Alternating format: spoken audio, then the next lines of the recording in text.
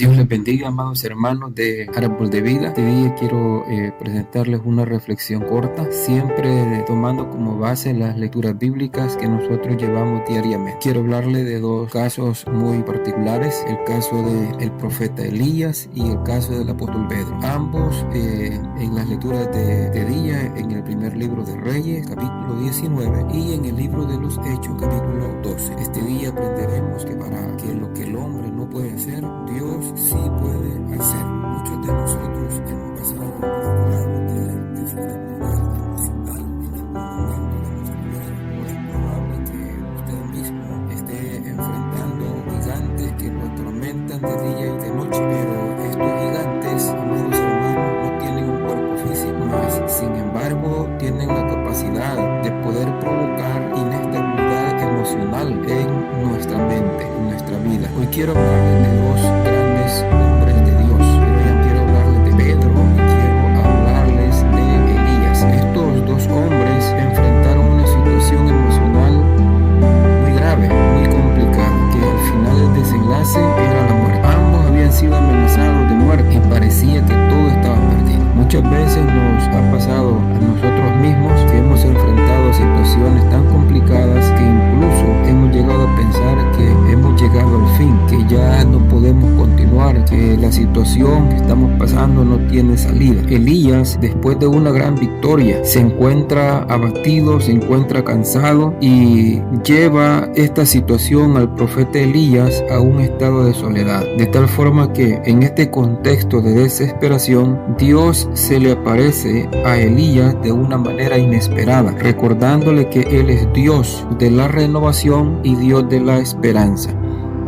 Después de su encuentro con Dios en el monte Horeb, Elías recibe un nuevo llamado. Dios no lo deja en su desesperación, sino que lo llama a renovar su misión y a buscar a Eliseo como su sucesor. Este acto de renovación es una lección profunda para todos nosotros sobre el propósito y la esperanza en medio de la adversidad. Analizaremos algunos puntos importantes al respecto.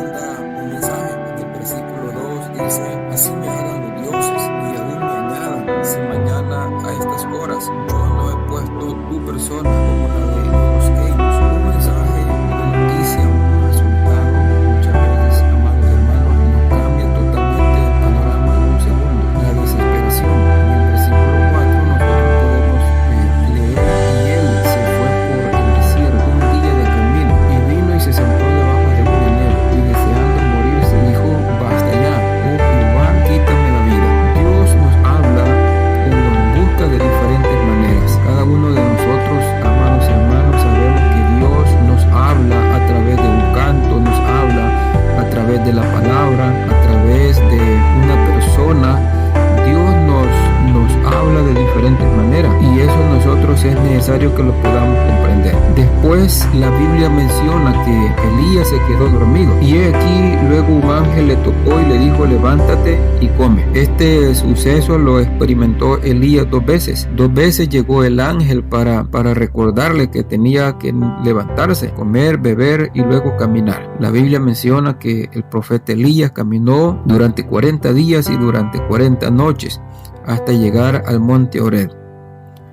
En ese punto Dios trata directamente con Elías, así como lo hace en algunos casos con nosotros, trata directamente. En el versículo 13 dice: y aquí vino a él una voz diciendo: ¿qué haces aquí, Elías? Esta era la voz de Dios. En este contexto, hermanos, Elías recibe una pregunta, ¿verdad? Es la pregunta de Dios. ¿Qué está haciendo en ese lugar? El llamado a volver a lo que Dios nos ha asignado. Como humanos podemos fallarle a Dios Elías le falló a Dios en un momento determinado. La Biblia dice que ninguno está exento, ¿verdad? Porque dice la palabra que bueno no hay ni siquiera uno. De tal manera que usted y yo estamos propensos a poder fallarle a Dios. Sin embargo, Dios es un Dios de perdón, es un Dios de misericordia. Él nos perdona si nosotros nos arrepentimos de las malas acciones. De tal forma que Dios le da una orden a Elías: vuélvete al camino, no te quedes. Esto significa que es probable que le haya fallado a Dios, así como lo hizo el profeta Elías. El enemigo quiere derribarnos, el enemigo quiere botarnos de lo que Dios nos ha encomendado. Sin embargo, nosotros tenemos que levantarnos en el nombre de Jesucristo, y si le hemos fallado a Dios, arrepentirnos genuinamente con todo nuestro corazón y pedirle perdón a Dios por las faltas, por los pecados, por las malas acciones, malas actitudes que hemos tenido delante de Dios. Tenemos que levantarnos, no tenemos que quedarnos allí, ¿verdad?, caídos, porque eso es lo que el enemigo disfruta, cuando nosotros nos caemos y no nos levantamos. Le dice Dios a Elías: necesitas emprender un nuevo camino. Y entonces Dios le da unas órdenes, unos estatutos a Elías para que vaya y busque, ¿verdad?, alguien que va a sustituirlo. En el versículo 16 la palabra dice: y Eliseo, hijo de Safat de Abel Meholá, lo ungirás para que sea profeta en tu lugar. Entonces Dios le da este lineamiento al profeta Elías. Y aquí encontramos otro personaje, ¿verdad?, en estos textos bíblicos, y es Eliseo. Eliseo recibiendo un llamado. Elías encuentra a Eliseo arando con 12 yuntas de buey. Elías pone su manto sobre Eliseo. Y aquí encontramos un cuadro profético, ¿verdad?, donde el primer libro de Reyes, capítulo 19, versículo 19, nos dice: partiendo luego Elías de allí, halló a Eliseo, hijo de Safat, que tenía el buey, arando, y él con los 12 yuntas. Y pasaba Elías por él y echó sobre él su manto. Aquí podemos ver, amados hermanos, donde el profeta Elías hace lo que Dios le ha asignado, lo que Dios le ha mandado: buscar, ¿verdad?, a Eliseo para poder transferirle su cargo, su posición de uno de los mejores profetas del Señor. Y entonces de esta manera es como Eliseo recibe este llamado. Eliseo dejó todo, ¿verdad? Este es un mensaje para cada uno de nosotros. Dice que Eliseo dejó todo lo que tenía para seguir a Elías. Este es un llamado que nos hace el Señor también a nosotros a dejarlo todo por Dios, a dejarlo todo de manera incondicional. Eliseo, una decisión radical. Es decir, Eliseo toma una decisión trascendental en su vida. Sacrifica sus bueyes y cocina los animales para poder compartirlo, como lo dice en el versículo 21. Y volviendo atrás, tomó un par de bueyes y los mató. Y con los utensilios de los bueyes coció la carne y dio de comer al pueblo, y se levantó. Esto significa que Eliseo recibe el llamado que le hace el profeta Elías y se va en pos de él, lo sigue. Es un llamado también que Dios nos hace a nosotros, a dejarlo todo de forma incondicional, ¿verdad? El tiempo, los recursos, lo que tenemos, ¿verdad?, ponerlos a la orden del Señor y poder trabajar en su obra de forma incondicional. De tal manera que, haciendo un paralelo en el libro de los Hechos, ¿verdad?, que mencionábamos al principio, también encontramos otro personaje muy importante. Es el personaje del apóstol Pedro, que encontramos